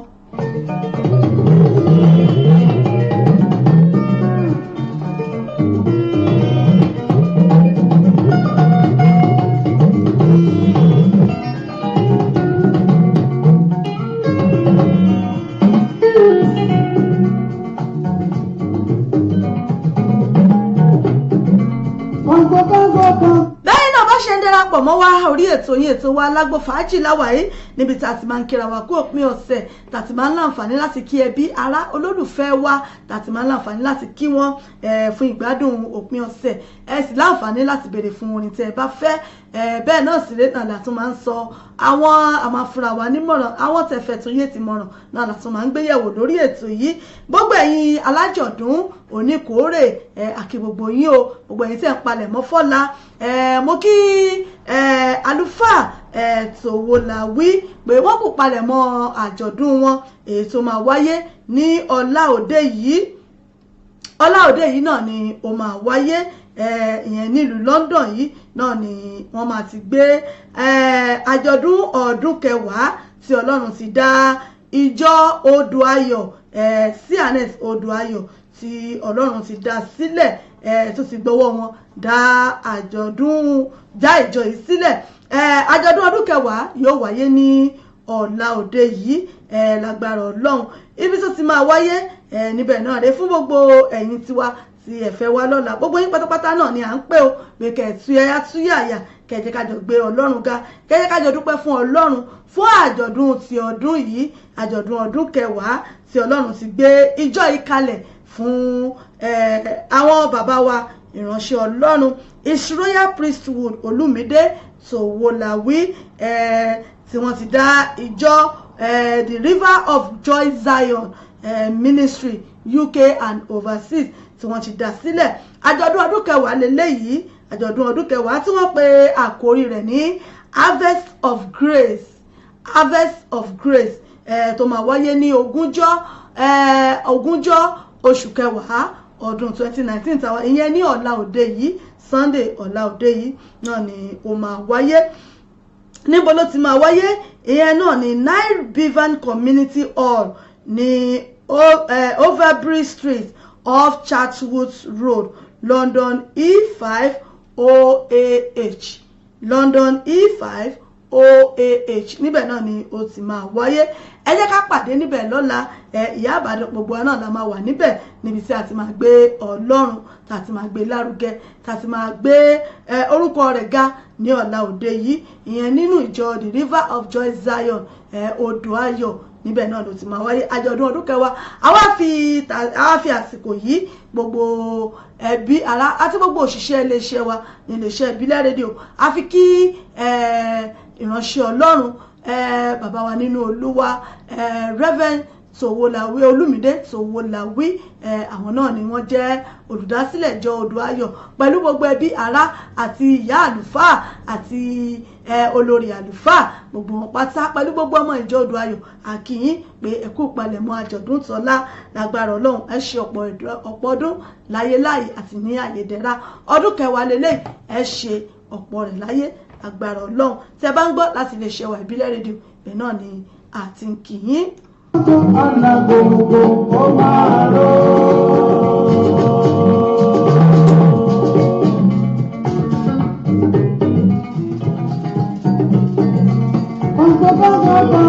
ọ̀nà gbogbo ó máa rọ̀. iná bá wọlé ògùngùn àlọ́. iná bá wọlé ògùngùn àlọ́ ìmọ́lẹ̀ dé.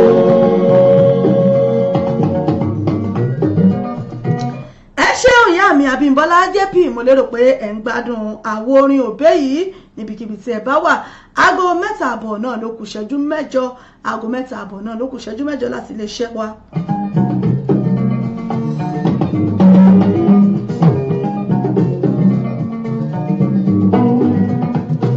ìṣẹ́jú díẹ̀ péréte báyìí náà ló kù fún mi lórí ètò tí fi máa dágbére fún tòní.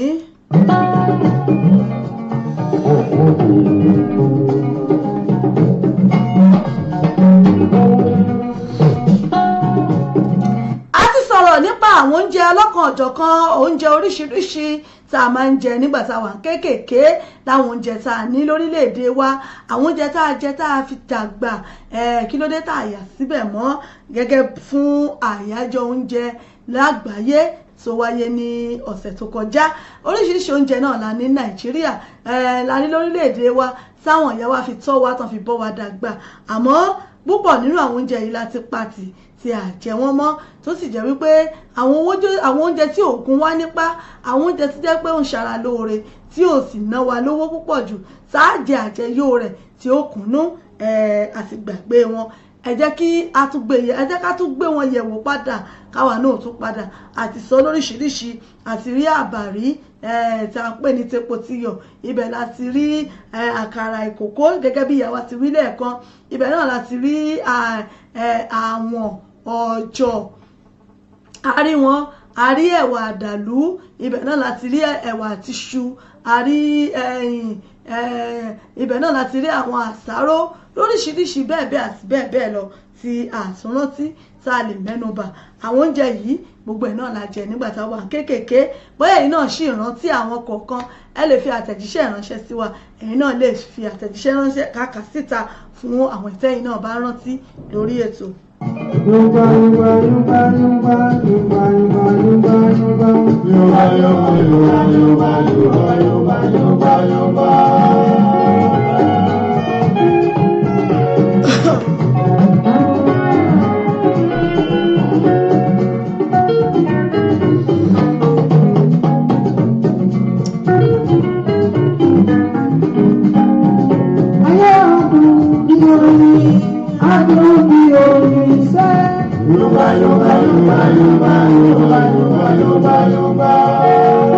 Ayé wa ó dùn bí oyin, ayé wa ó ní mélòdì, ọ̀rọ̀ wa ó dayọ̀ lágbára Ọlọ́run. Ó dàbí ọ̀rọ̀ bàbá Ìjẹ̀ṣà ní á ní Èdùmàrè á fi mélòdì sáyé rẹ̀.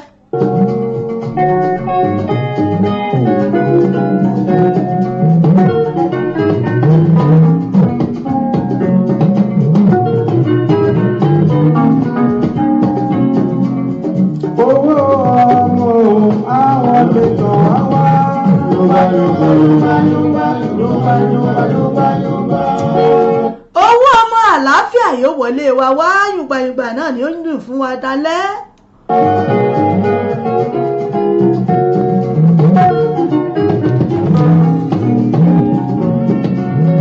Owó ọmọ àwọn àlejò àwa.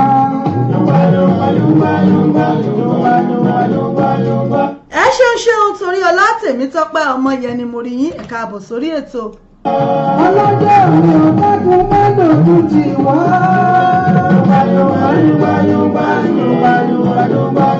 Adùnbí oyin, adùnbí oyin.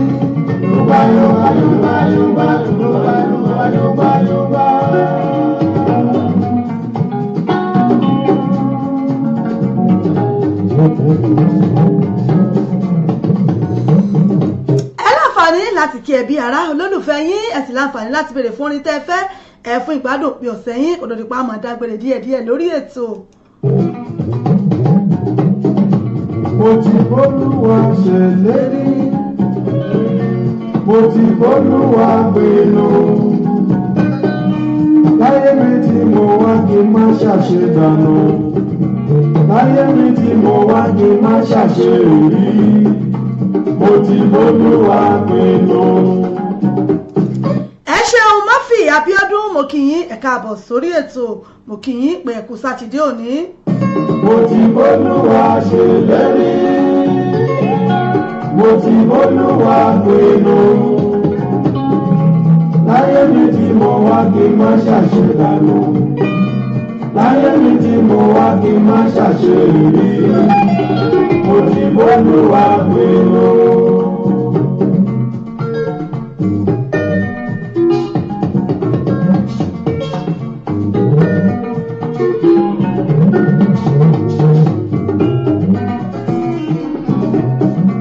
Mo ti bólúwa ṣèlérí, mo ti bólúwa pinnu. Ṣẹ́yìn náà ti bọ́ lọ́wọ́ bá pinnu, ṣẹ́yìn náà ti bọ́ lọ́wọ́ bá ṣèlérí pé gbogbo ohun tẹ́yìn náà fẹ́ kọ́ lọ́wọ́ bá kó ṣe fún yín. Láyé mi tí mo wá kí n má ṣàṣe. Torí pé àpèmọ́ra ẹni báyìí náà la mọ̀ pé tèmi dire. Láyé mi tí mo wá kí n má ṣàṣe rí. Mo ti bólúwa pinnu. Ẹ ṣeun Adéọlá Halimat Ògúnrìnmórí yín Ọ̀túnba Olúyinká Waheed Nurudeen mo kí yín bàbá mi ẹ kú dédé àsìkò yìí.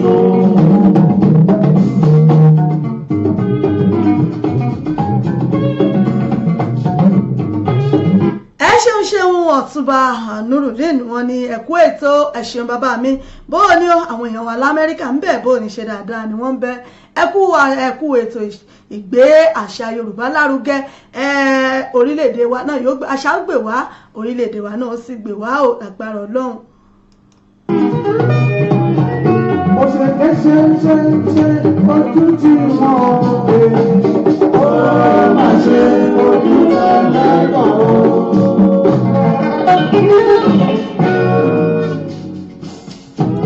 Ẹ̀wọ̀n ò tí ì rí bàtà ẹsẹ̀ ẹjọ́ yín òun ò rẹ́sẹ̀ ẹjọ́ yín yẹ kẹ́ ẹ gbé bọ́dì yín ókè àbíbò wa ni mọ̀jà lùjọ́ yóò wéèsì.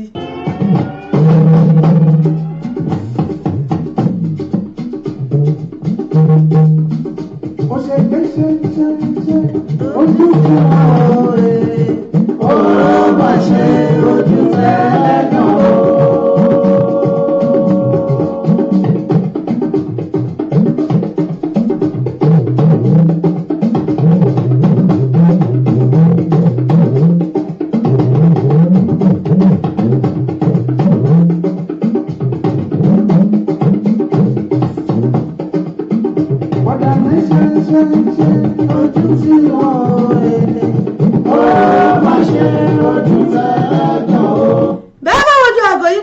Aago mẹ́ta àbọ̀ náà lólùgẹ́rẹ́gẹ́ láti iléeṣẹ́ wa ìṣẹ́jú péréte báyìí náà ló kù fún mi lórí ètò tí n fi máa dágbére bàbá tún rí bàbá rí ẹni tó jẹ́ pé wọ́n tún fẹ́ orin fún ìgbádùn òpin ọ̀sẹ̀ wọn mọ́ á jẹ́ pé eléyìí náà ni mo fi kásẹ̀ ètò tòní ńlẹ̀.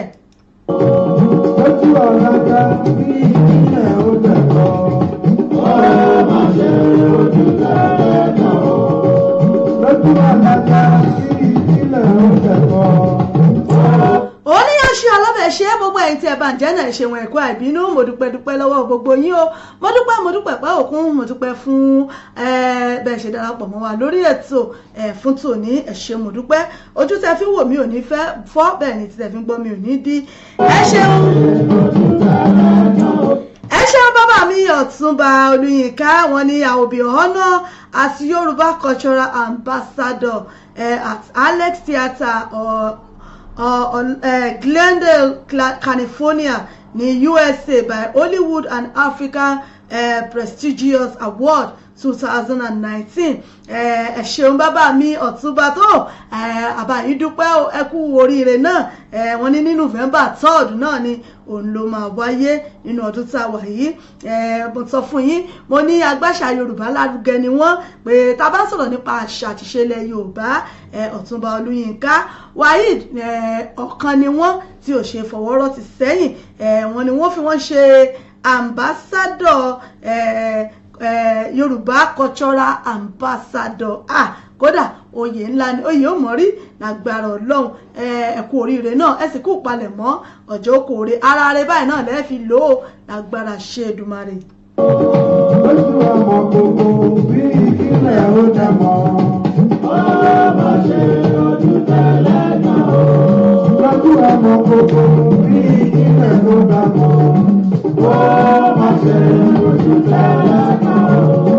àwa náà lá máa wá ẹ̀yìn náà lá máa bá ojú tẹ fi ń wò wá ò ní fọ́ etí tẹ fi ń gbọ́ wa ò ní di kò ní dé tẹ náwó sí àní ní gbé sọnù bí ò ṣe bí ọmọ ibi ò ní bá wa o àní lójú ẹkún bẹ́ẹ̀ là ní lẹ́rẹ̀kẹ́ ò ṣe ọ̀sẹ̀ tuntun tá à ń wọnú ẹ̀ lọ yìí lágbára Ọlọ́run ọ̀sẹ̀ àlàáfíà ọ̀sẹ̀ owó ọmọ àlàáfíà náà ni ó jẹ́ fún wa àní rùkú wọlé bẹ́ẹ̀ là ní rùkú jáde àní ṣìrìn ó lágbára ṣe Èdùmàrè. ó máa ṣe ojú tí wọ́n mo ní lágbára Ọlọ́run aboyún ilé òbí wẹ́rẹ́ àgùntàn wà lábòsùn òṣìṣẹ́ ìjọba wọn mọ̀ rí ṣe o oníṣòwò wọn ò ní pàdánù lágbára Ọlọ́run àwa sọ̀rọ̀ bá àwa pèdèpèdè báyìí náà àwa náà ò ní ṣìwí owó ọjọ́ ògúngúlú sọ yóò fi lé wa ṣe bùgbé lágbára òṣè Èdùmàrè.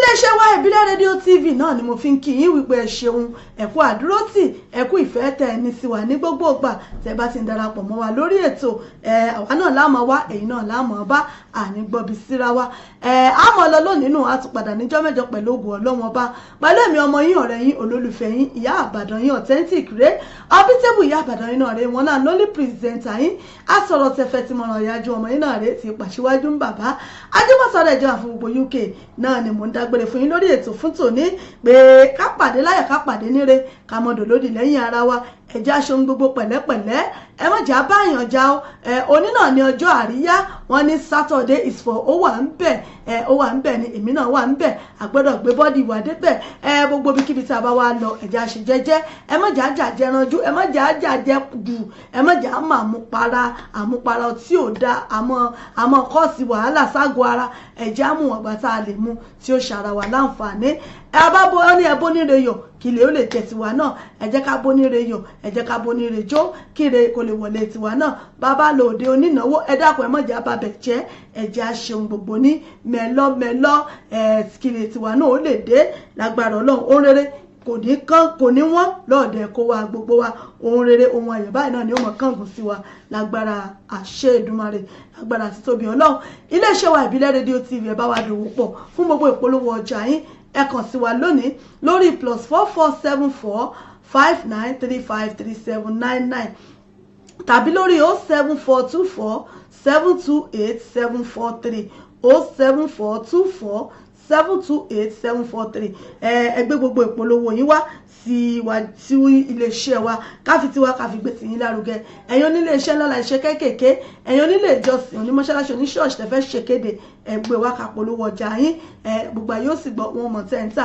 àti tí ẹ̀ ń gbèsè lọ́dọ̀ yín bákan náà gbogbo ẹ̀yin alájẹ́ bàbá lọ́jẹ̀ bá wa dòpọ̀ nílé iṣẹ́ wa ìbílẹ̀ rédíò ẹ̀yin tẹ́ pé olórin ni yín tẹ́ fẹ́ ká bá yín gbé orin yín jáde ẹ̀yin náà kàn sí wa fún music promotion á bá yín gbé jáde á polówó ẹ̀ tí gbogbo yóò gbọ́ tí wọ́n sì mọ ohun tí ẹ fẹ́ ṣe bákan náà iléeṣẹ́ Authentic Entertainment Organization fún gbogbo ìnáwó yín tẹ́ bá fẹ́ ṣe MC lẹ́fẹ́ ni alága àdúrà alága àjókòó event planner ni ẹ fẹ́ olórin àríyá ẹ fẹ́ olórin ẹ̀sìn fún ìnáwó yín fún ilé ìjọsìn yín ẹ kàn sí wa lẹ́ni níléeṣẹ́ Authentic Entertainment Organization lábẹ́ àkóso èmi ọmọ yín ìyá àbàdàn yín ni ìyá àbàdàn yín Authentic one and only yín náà ni òdúniwá àìṣà ìmọ̀fólókò ẹ jẹ́ ká bá yín darí ayẹyẹ yín káyọ̀ gbọ́ kí wọ́n mọ̀ kó sì mọ̀ tẹ́ ń ṣe lọ́dọ̀ yín kínú yín dùn káwọn àlejò yín gan kí wọ́n gbé òṣùbà fún yín pé kódà ìnáwó rẹ ó débẹ̀ ó confam ẹ̀yin náà bá wa dòpọ̀ lónìí níléeṣẹ́ wa Authentic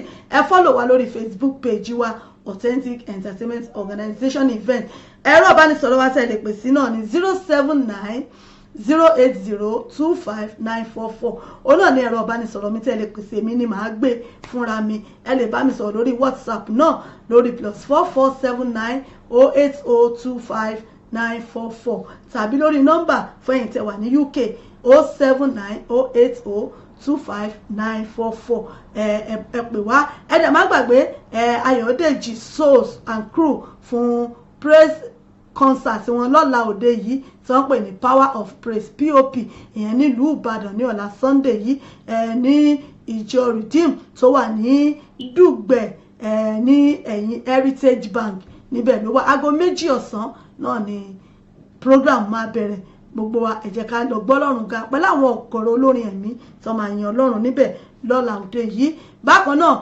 the River of Joy Zion àjọ̀dún wọn ọdún 10 ọ̀la òde yìí nílùú London lábẹ́ àkóso àlùfáà Olúmídé Towólawí lọ́la òde yìí ni ẹ jẹ́ ká pèsè síbẹ̀ káwa bá wọn ṣe àjọ̀dún ọdún 10 tí Ọlọ́run ti gbé ìjọ odò ayọ̀ kalẹ̀ a ó máa retí yín ká pàdé láyọ̀ ká pàdé níre ká mọ́dò lónìí lẹ́yìn ara wa èmi náà lọ lónìí nù wọ́n tún padà ń jọ́ mẹ́jọ wọn nílò lọ ẹja tó lọ tí ò dálé mi wọn nílò lọ kọ̀ọ̀kan tó lọ tí ò dálé odò àwa alámọ̀wá iná láti máa bá ibi ò ní bá wa o ojú tẹ̀ fi ń wò mí ò ní fọ́ lágbára ṣe ìdùn ẹ̀tí tẹ̀ fi ń gbọ́ mi ò ní di ẹ dákun bẹ́ẹ̀ bá réṣù tọwọ́ kọ́mú tó fi gọ́gù ojú ẹ má fọmú èṣù ṣeré o èṣù ní ṣe mí kò ní ṣẹ̀yìn kò ní yà sílé kó wa gbogbo wa títí jọ́ mẹ́jọ tá a tún fi pàdé ká pàdé láyọ̀ ká pàdé níre ká má dò lórí lẹ́yìn ara wa ire o ire kàbìtì ó dàbọ̀ náà.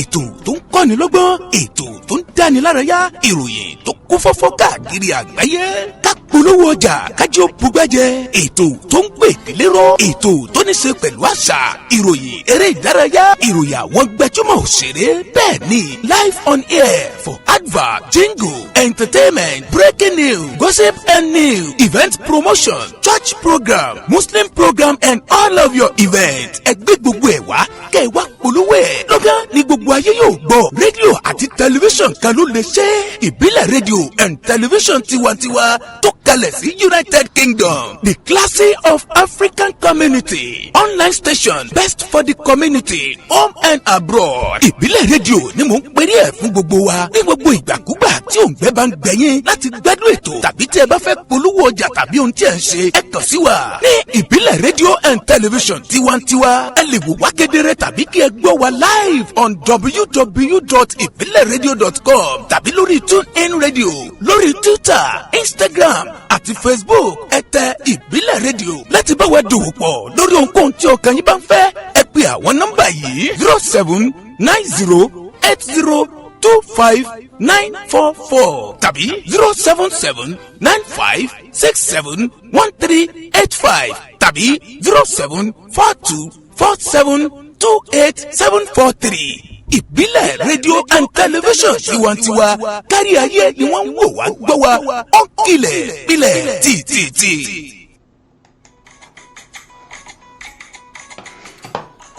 Authentic Entertainment Organization, Authentic Entertainment Organization, Authentic Entertainment Organization àwọn ni wọ́n máa tún dé báyìí o pẹ̀lú oríṣiríṣi ètò nílé iṣẹ́ wọn fún gbogbo ìnáwó tẹ́ ẹ bá fẹ́ ṣe FMC fún ìnáwó yín ẹ fẹ́ alága fún engagement yín ẹ fẹ́ children entertainer àbí ẹ fẹ́ olórin àsìkò àbí olórin ẹ̀mí fún ìnáwó yín ẹ má làágùn jìnnà mọ́ Authentic Entertainment Organization wọ́n tún ti gbèdé fún gbogbo ìnáwó yín ìrọ̀rùn ló bá dé fún gbogbo ayẹyẹ yín event planner lẹ́fẹ́ ni fún gbogbo ayẹyẹ yín ẹ̀yin sì ẹ̀ tí mí kan abẹ́tí ẹ̀ tí wò pé bò lẹ̀ ṣe fẹ́ ṣènáwó yín ẹ má mí kàn mọ́ ẹ má fòyà ẹ má bẹ̀rù Authentic Entertainment Organization wọ́n ti wà nílùú London báyìí tí wọ́n fi kalẹ̀ sí fún gbogbo ayẹyẹ yín tí ẹ bá fẹ́ ṣe fún gbogbo ìnáwó yín ẹ má làágùn jìnnà wọ́n ń bẹ níkàlẹ̀ fún yín wọ́n bá yín tó gbogbo ayẹyẹ yín wọ́n bá yín mú MC alága ni olórin ni children entertainer ni gbogbo ẹ̀ pátápátá ní bẹ̀ lọ́dọ̀ wọn nílé iṣẹ́ wọn Authentic Entertainment Organization ìlú London náà ni wọ́n fìkàlẹ̀ sí fún gbogbo ibikíbi tí ẹ bá ti fẹ́ ṣàyẹyẹ yín ẹ̀yin ẹ pè wọ́n lónìí kò síbi tí ọwọ́jà wọn ò dé ẹ pè wọ́n sórí ẹ̀rọ ìbánisọ̀rọ̀ wọn 079 080 25944 079 080 25944 tàbí 07424 728 743 07424 728 743 ní àwọn ẹ̀rọ ìbánisọ̀rọ̀ wọn tẹ́ ẹ lè pè wọ́n sí tàbí kẹ́ ẹ lọ sí ímeèlì wọn lolly07@yahoo.co.uk wọ́n ń bẹ lórí Twitter wọ́n ń bẹ lórí Facebook bẹ́ẹ̀ ni kò sí ẹ pè wọ́n lónìí gbogbo ibikíbi tẹ́ bá ti fẹ́ ṣayẹyẹ yìí ìrọ̀rùn ló bá dé ẹ kàn sí wọn lónìí Authentic Entertainment Organization ìrọ̀rùn ló bá dé ẹ̀yin náà bá wọn dòwò pọ̀ lónìí kẹ́ ẹ sì rí i pé rere lolúwa.